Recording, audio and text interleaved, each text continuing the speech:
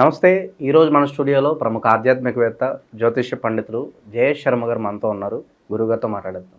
నమస్కారం గురుగారు. నమస్కారం గురుగారు, ఏప్రిల్ మాసంలో కుంభరాశి వారికి ఎలాంటి ఫలితాలు ఉండబోతున్నాయి గురుగారు? శ్రీ గురుభ్యో నమ. శ్రీ మహాగణాధిపతి నమ. శ్రీ మహాసరస్వతి నమ. ఓం శ్రీమాత్రి నమ.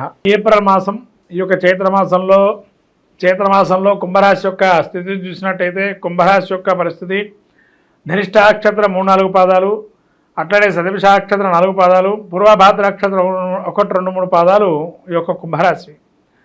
కుంభరాశి యొక్క గ్రహస్థితి చూసినట్టయితే ముఖ్యంగా ద్వితీయంలో శని, శుక్రుడు, బుధుడు, రాహు, తృతీయమందు రవి 14 నుంచి ఈ యొక్క ఏప్రిల్ 14 నుంచి, అట్లానే గురువు చతుర్థమందు సంచారము, కుజుడు వచ్చేసి షష్టమ స్థాన సంచారము, కేతు అష్టమ స్థాన సంచారం.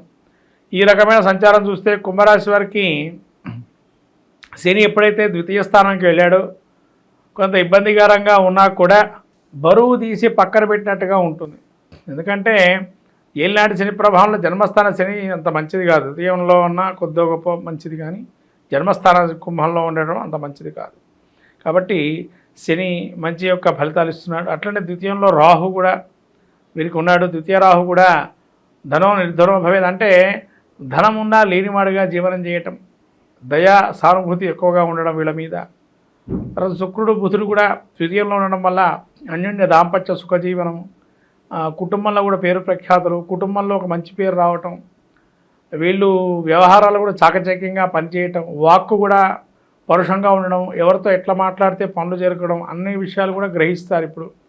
తర్వాత తృతీయంలో రవి ఉండడం వల్ల కూడా ఎక్కడ సోదర వర్గంతో కానీ లేదా సహకరించేటువంటి వర్గాల వారు కానీ ప్రభుత్వ మూలకంగా కానీ చాలా యోగదాయకంగా ఉంటుంది.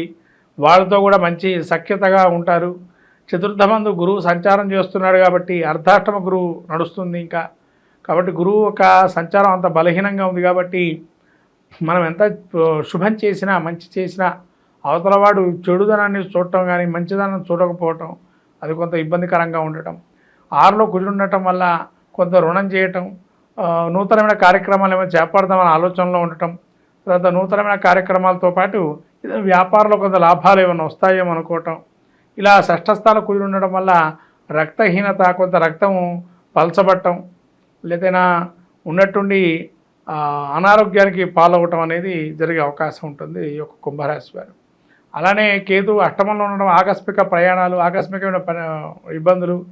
ముఖ్యంగా కుంభరాశి వారు ద్వితీయ వివాహానికి సంబంధించినటువంటి ఎవరెవరైతే చేసుకుంటారో వాళ్ళకి యోగదాయకంగా ఉంది. అంటే ఎందుకంటే ద్వితీయ వివాహం అనేది ఇక్కడికి వస్తుందనంటే ఇప్పుడు కాలంలో చూస్తున్న విడాకులు అని అత్యధికంగా జరుగుతున్నాయి. కోర్టు వెళ్ళడం, విడాకులు తీసుకోవటం అని. కుంభరాశి వారికి వివాహ ప్రయత్నాలు యోగదాయకంగా ఉన్నాయి. ప్రథమ వివాహం కూడా యోగదాయకంగా ఉంది. రెండో వివాహాలు చేసుకునేటువంటి యోగదాయకంగా ఉంది. అంటే వివాహాలకు సంబంధించి యోగదాయకంగా ఉంది. కుంభరాశి వారికి వివాహ ప్రయత్నాలు చేసుకోవచ్చు. నూతన గృహారంభ గృహప్రవేశాలకు వస్తే కనుక కొద్దిగా మీరు ముందరకు వెళ్ళొచ్చు. ఒక ఏదైనా ప్రయత్నం చేయగానే వెంటనే రావు కాబట్టి స్టార్ట్ చేస్తే కనుక కొద్ది కాలంలో మీకు వస్తాయి అవి కూడా లాభాలు. కాబట్టి యోగదాయకంగా ఉందని చెప్పచ్చు కుంభరాశి వారికి ఈ యొక్క మాసం నుంచి. విద్యార్థులు, ఉద్యోగస్తులు వీళ్ళ పరిస్థితి ఎలా ఉండబోతుంది గురుగారు? విద్యార్థులకు కూడా యోగదాయకంగానే ఉంది. కానీ పాసు అవుతారు, కానీ అనుకున్నంత మార్కులు రావు. వీళ్ళు ఏదో ఎక్స్పెక్టేషన్ చేస్తారో అక్కడ అన్ని మార్కులు రావు, కానీ పాస్ అవుతారు. ఇక నిరుద్యోగుల పరిస్థితి ఏంటంటే నిరుద్యోగులు కూడా ఒక చిన్నతరమైనటువంటి నిరుద్యోగులు కూడా చిన్నదైనటువంటి ఉద్యోగం వస్తుంది. ఉద్యోగం వచ్చింది కదా అని దాన్ని మనం నిలుపుకోవడం అనేది మంచిది. అంతేగాని ఇదే చిన్నదే కదా అనుకోవద్దు. అదే పెద్ద ఉద్యోగం మీకు ప్రస్తుత కాలం. ఎందుకంటే చాలా ఇబ్బందుల నుంచి బయటపడ్డారు కాబట్టి ఇది పెద్ద ఉద్యోగం భావన చేయొచ్చు. ఇక ఏ వ్యాపారాలు బాగా లాభదాయకం అంటారు ఈ మాసం వీళ్ళకి? వ్యాపారాలు పెద్దగా లాభదాయకంగా అంత ఉండదు.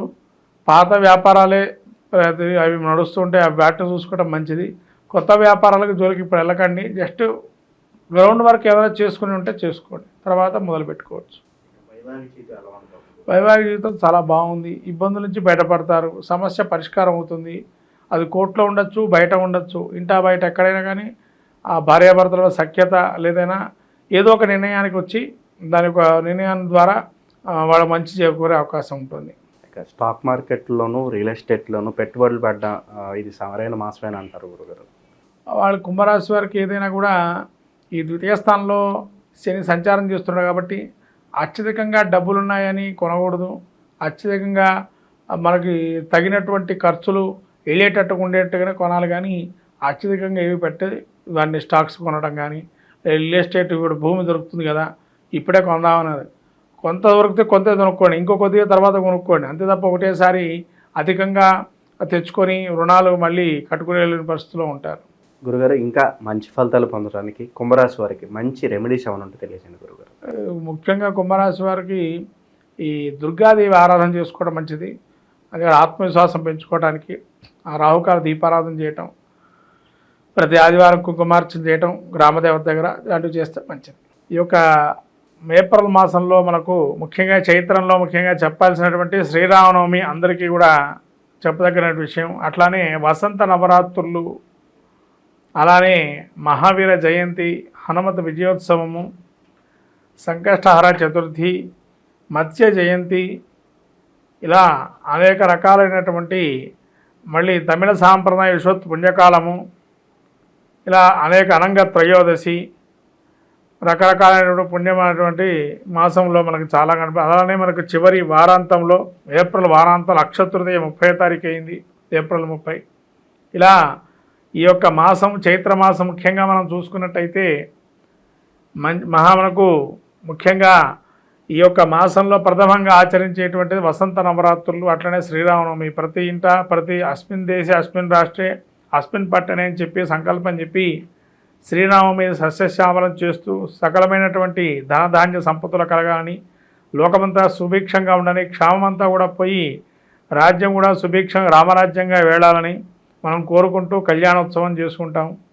అలానే హనుమత విజయోత్సవం, రాముల వారు ఎప్పుడైతే అయోధ్యకి ఏతించాలనుకున్నారో ఆ రావణాసుర సంహారమైన తర్వాత ఆ యొక్క అయోధ్యకు చేరుకున్న సమయంలో హనుమత విజయోత్సవం ఒక సభ చేసి, సభలో జరిగిన సంఘటన ద్వారా విజయోత్సవాన్ని అప్పుడు రాముల వారు ప్రకటించడంతో హనుమత విజయోత్సవంగా చేపట్టి విజయయాత్రగా చేపట్టి అటువంటి మహత్తరమైనటువంటి రోజు చైత్ర పౌర్ణిమ అంటారు.